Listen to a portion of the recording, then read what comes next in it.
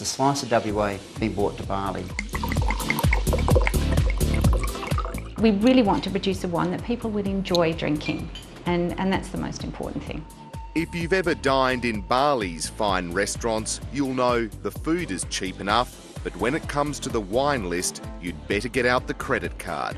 A bottle that would set you back $10 in Australia could cost as much as $80 in Bali. We'd been coming up here for years, and every time I kept saying that, where can I find a bottle of wine that I can actually drink and afford?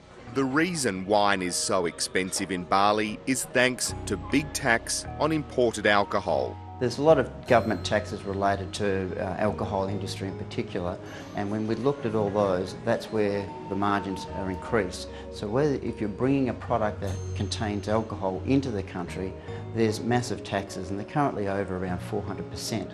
It got WA winemaker Craig Newton thinking, and soon he and wife Nola were packing their bags. I've been fiddling around with this concept to run a winery in Bali. What do you think? She says, well, I'm gone. You can pack the house. And literally, her bag was packed and she was heading north. The couple bought into a winery in Bali and reinvented it.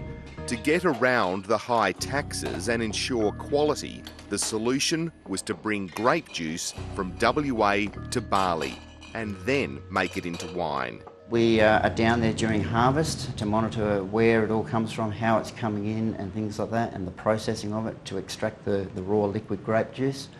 And from there, the wine is pretty much settled out and then packaged ready for transportation into a refrigerated container.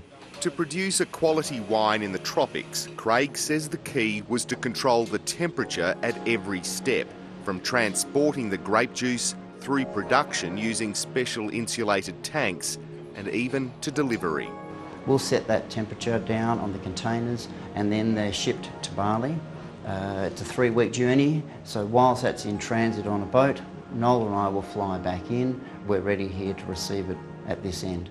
Using WA grapes and Craig and Nola's expertise, Artisan Wines was born in Bali.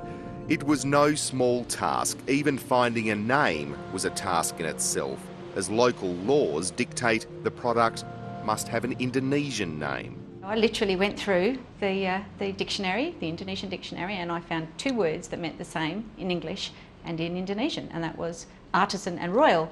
So artisan just worked.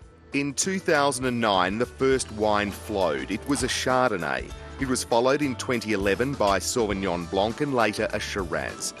All on the table at about the same price you'd pay in Australia.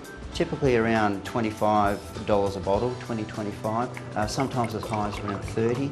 But what we're really trying to achieve is the retail market around $20 a bottle. We just want to keep it fresh, tropical, easy drinking style. And it is that. This is the sort of wine you'd have on a lovely summer day in Perth.